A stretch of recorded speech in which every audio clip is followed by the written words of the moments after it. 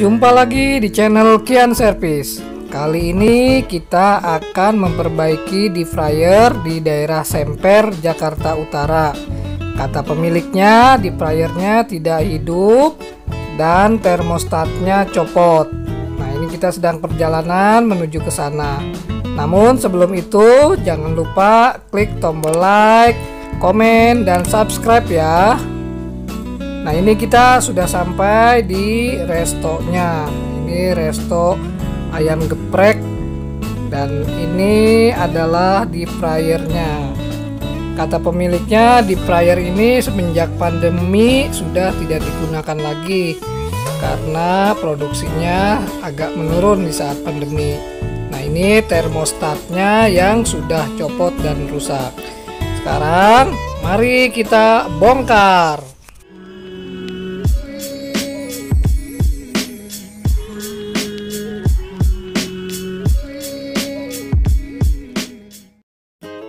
Ini kita akan membuka cover di mana termostat ditempatkan dan termostatnya itu rusak dan copot. Nah, ini harus kita buka dulu covernya.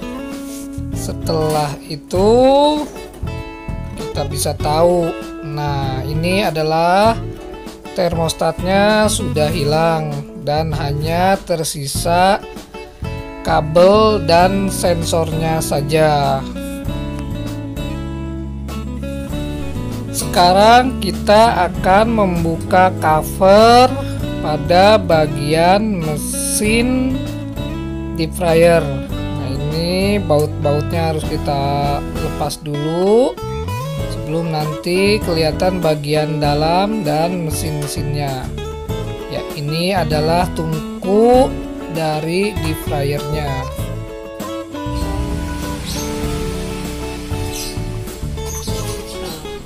Ini adalah bagian dalam dari deep fryer.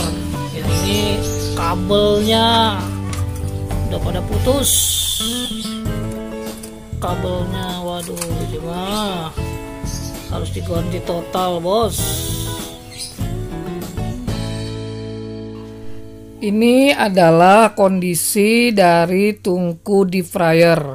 Pada tungku ini terdapat 3 pemantik, yang 2 itu pemantik, yang 1 sensor. Nah, untuk sensor itu yang jarumnya panjang.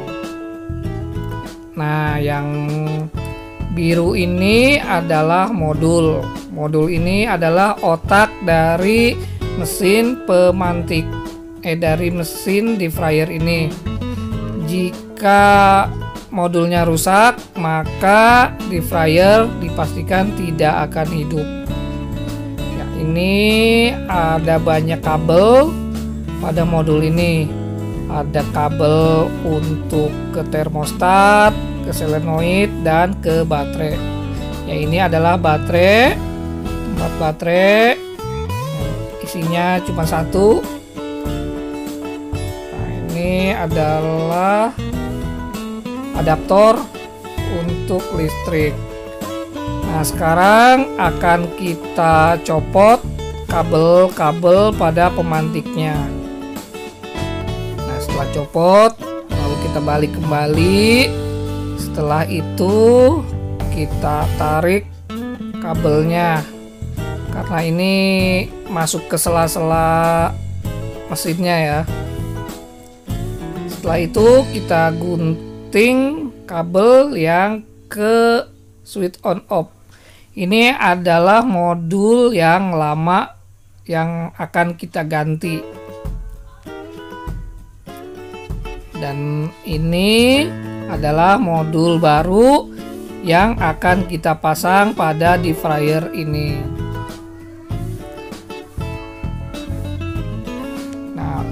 Ini kabel untuk pemantik harus kita masukkan dulu melalui sela-sela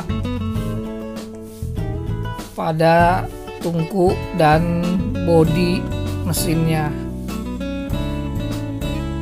Nah, cara memasukkannya seperti ini. Kabelnya dimasukkan dan ini cukup sempit lubangnya. Nah, di sini terdapat 3 kabel. Yang S itu untuk sensor, yang HP1 dan HP2 itu untuk ke pemantik. Nah, untuk memasang kabelnya jangan sampai salah ya. Nah, untuk yang S itu dimasukkan ke sensor. Nah, sensor itu yang besinya agak panjang. Nah, biasanya dia ada di sebelah kiri, paling ujung kiri, dan lebih panjang dia jarumnya. Itu untuk ke sensor. Nah, untuk kabel pemantik itu bebas, bisa yang HP1 atau HP2.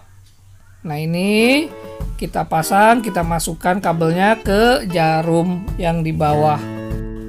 Untuk pemasangan kabel pemantik itu harus dipastikan benar-benar rapat ya, jangan sampai ada celah. Nah, setelah itu kita akan pasang modul pada bodi. Nah, ini modulnya kita baut dan kita kencangkan. Nah, pada bagian ini itu kita pasang juga kabel untuk ground yang warna orange dari mesin ke bodi. Setelah itu kita pasang kabel ke solenoid. Nah, kabel dari modul ke solenoid itu ada 3 warna, hijau, putih, dan hitam. Nah, itu untuk ke solenoid. Sedangkan yang kuning dan merah ini untuk ke termostat. Nah, ini kabel dari mesin modul kita solder ke switch on off pada bagian depan. Nah, ini dari mesin. Nah, ini putusan untuk ke baterai. Nah, ini dari baterai. Ini dari baterai. Ini dari baterai masuk ke tengah. Nah, ini masuk ke mesin, ke modul. Oke, semua sudah terpasang, baterai oke, solenoid sudah terpasang. Nah, ini masuk ke termostat. Nah, ini termostatnya nih. Nah, ini termostatnya baru karena yang kemarin rusak. Nah, ini termostatnya baru. Oke, sekarang kita coba nyalain dibalik.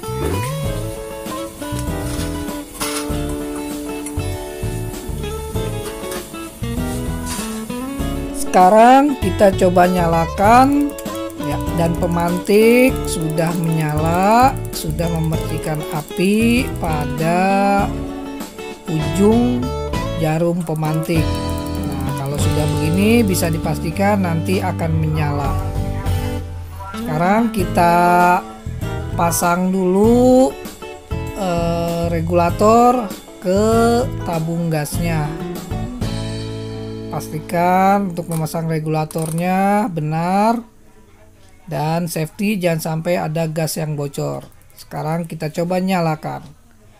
Api pada deep fryer sudah menyala dan besar apinya.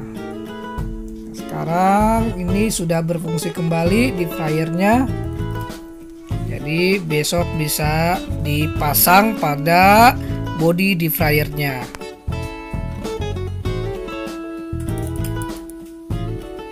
Pak, deep fryernya udah nyala nih, Pak. Nggak bisa. Ini apinya, Pak. Ya. Nyalain. Oke. Udah mantep, Pak. Ini adalah termostat yang baru yang sudah dipasang ke bodi cover deep fryernya. Ini sudah dipasang tadi, dan ini adalah termostat yang lama. Cara memasangnya cukup mudah. Nah, kita tempelkan pada bagian belakang lalu dibaut pada bagian depan. Nah, ini adalah termostat yang baru yang sudah dipasang. Dan ini adalah kabel dan soket yang nanti akan terhubung pada modul bagian dalam deep fryernya. Yang putih itu adalah modulnya. Sebelum kita ikat ke bodi deep fryer, kita cek dan pastikan kembali semuanya berfungsi. Pemantiknya berfungsi dan solenoidnya pun berfungsi. Untuk Anda pengusaha resto yang menggunakan deep fryer dan deep fryernya bermasalah atau rusak dan sedang mencari jasa servis deep fryer, silakan menghubungi kami melalui WhatsApp yang ada di deskripsi. Kami akan dengan senang hati membantu Anda semua. Setelah mesin dan tungkunya terpasang, kita cek kembali semuanya berfungsi normal. Nah, setelah dicek, maka sekarang kita pasang cover penutup mesinnya. Nah, di sini terdapat 4 baut, 2 di kiri dan 2 di kanan. Begitulah cara memperbaiki deep fryer yang mati total atau deep fryer yang sudah rusak. Semoga video ini bermanfaat untuk Anda semua. Jangan lupa klik tombol like, komen, dan subscribe ya. Jangan lupa juga tonton video-video kita yang lainnya. Terima kasih dan sampai jumpa lagi di video selanjutnya.